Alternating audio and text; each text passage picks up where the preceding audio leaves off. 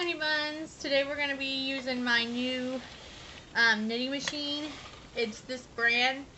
I'm not sure how to pronounce it, but this is the brand of knitting machine that we got. We got it off Marketplace, so it's used. But all the pieces are here, except for the tension measure that goes right here.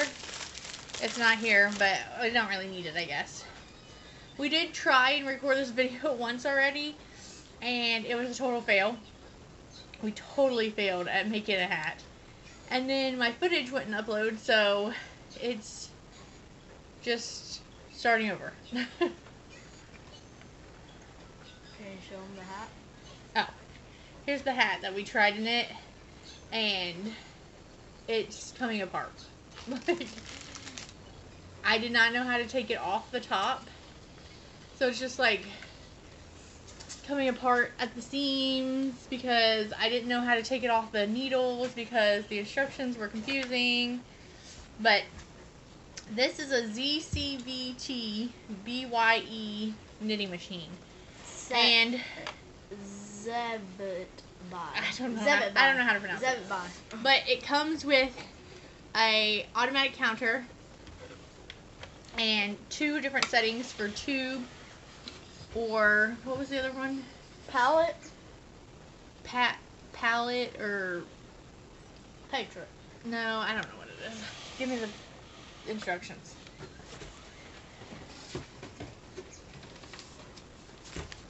If you have a knitting machine, you probably already know this, but this is my first knitting machine, so panel or tubing. Okay. So, and it's got 48 stitches on it. Yeah, 48 stitches. Or pegs, hooks, whatever you want to call them. Alright, so we're going to go ahead and start weaving in here. Now, to weave this in here, you have to do it a certain way. So I'm going to pause so that we can show you how you weave it in.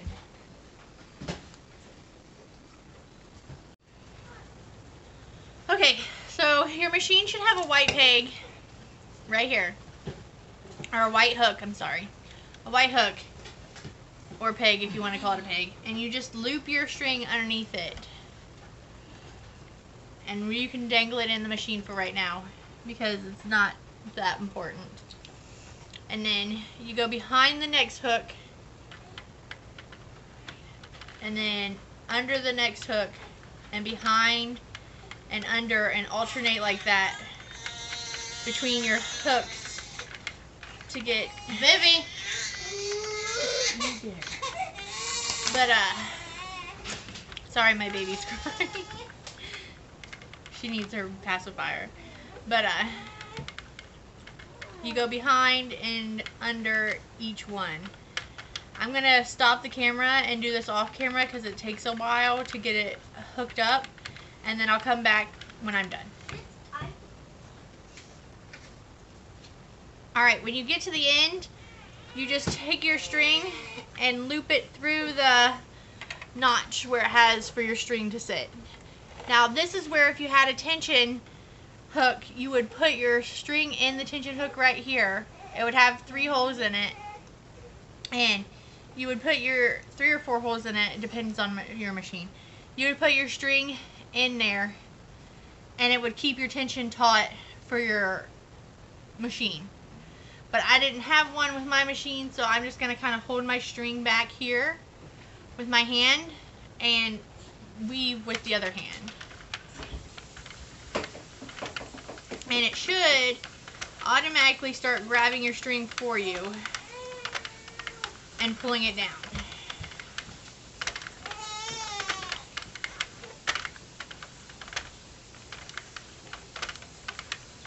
And as you go, it should start weaving. I did it right this time. A couple of times I've done it wrong. And it won't catch. And the automatic counter is already counting, if you can see that. I don't know if you can see it or not, but it's automatically counting for you. So mine's not suction cupped to the table, so I'm just going to put my hand over here to hold it down because it won't suction cup to my tile or my countertop for some reason. I don't know why, but I'm going to crochet some for a while and then I'll come back. Alright, this is what it should look like after you go for a little while, and then it will start going down in there. It says that you want to pull on it a little bit every once in a while around the edges, or that's what the instructions say. I'm not sure about doing that because it looks like it skipped some stitches on me. So we will just keep going and see how it goes.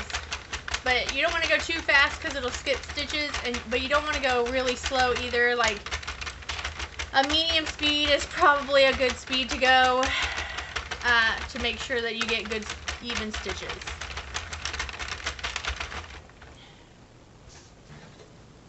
So we went too fast because we were getting tired, and there's a big hole right here.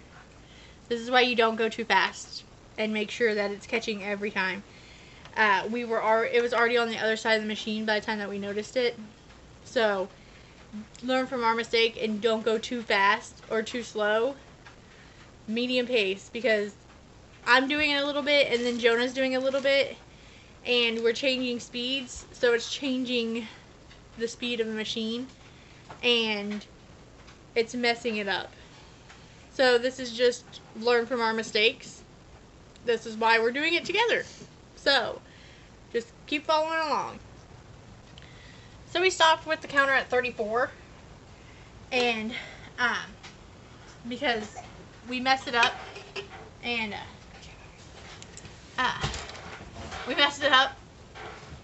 It's got a huge hole in it, so I'll have to patch that all with a needle. We only went to 34 because we went to 40 the first time we did it, and the hat was too big for Jonah. So we're going to go ahead and cut the string. So I like to take my yarn because I cut it too short the first time. Take my yarn and go around the machine's edge one time. If I can get it around the machine's edge this time. Okay, close. As close to around the machine's edge as you can get. It's good enough. And then you cut the string, because we're going to need to go through the hooks and take the string off of each one. So I'm going to go back a little bit, and it comes with a needle, a yarning needle, a plastic yarning needle. Comes with a plastic yarning needle. I don't know if it's focusing. I don't have my hand behind it. There we go. But it comes with a plastic yarning needle to take it off the machine. So let's see if I do it right this time. Because if not, then I've messed up 2 hats in a row.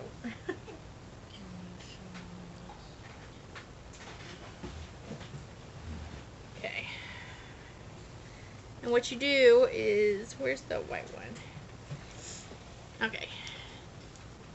So you take it and you stick it right between those teeth and you pull the yarn up. Actually, I think I'm supposed to do it with the on the other side, so let me put that back on there.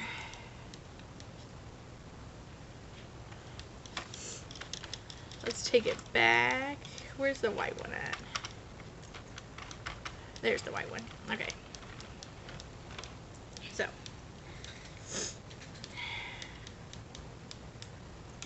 I'm gonna thread my needle real quick.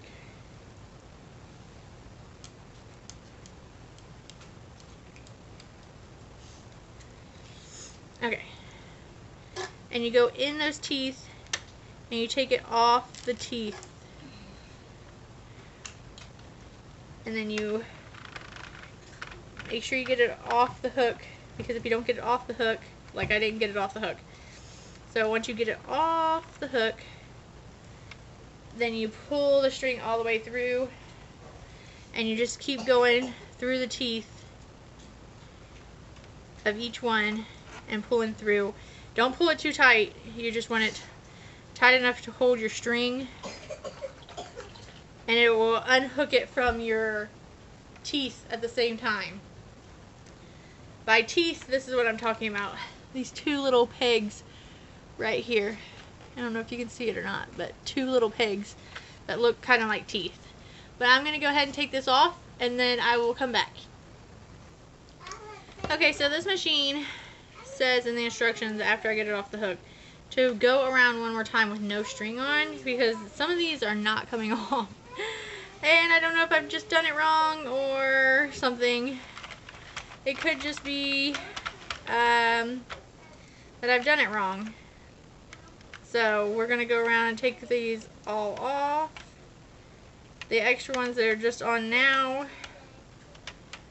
because I did it like the instructions say, but there's still string on the thing, so I'm not sure if I did it wrong or if the instructions are just confusing. The instructions are kind of vague. And the pictures don't do it justice that they have to show you what you're supposed to be doing. So I'm trying my best here. So I already went ahead and sewed in each of the stitches. So I'm going to go ahead and pop these off now and hope that I've done it right. We will see.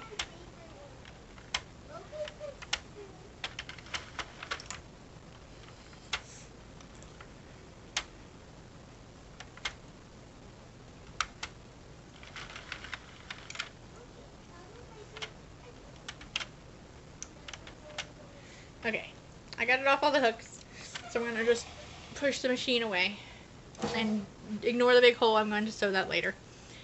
But you should be able to just pull the string if you've done it right, which we'll see if I've done it right. And it should tighten the hole closed.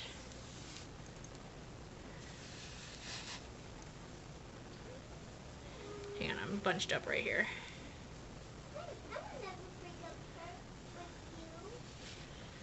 So I did it right, even though the instructions are kind of vague about how to get that off. This is the inside of the hat, by the way, so you won't see this. You'll just see the outside. So hopefully the ones where I skipped loops won't be that big a deal. Obviously the hole is going to be a big deal because it's right there, but I will sew that up and it won't be a big deal.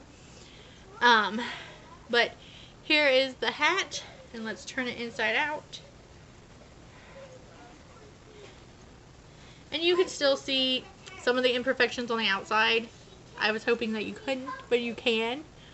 Where the stitches got skipped. But this is just a practice hat anyway. I wasn't going to sell this hat. Or nothing like that. My son actually wants it. So we're going to just let him wear it around for playing in the snow. Because it just snowed a bunch here. So play in the snow and I'll sew that hole up and it'll be all set to go. So thanks for watching my video, guys.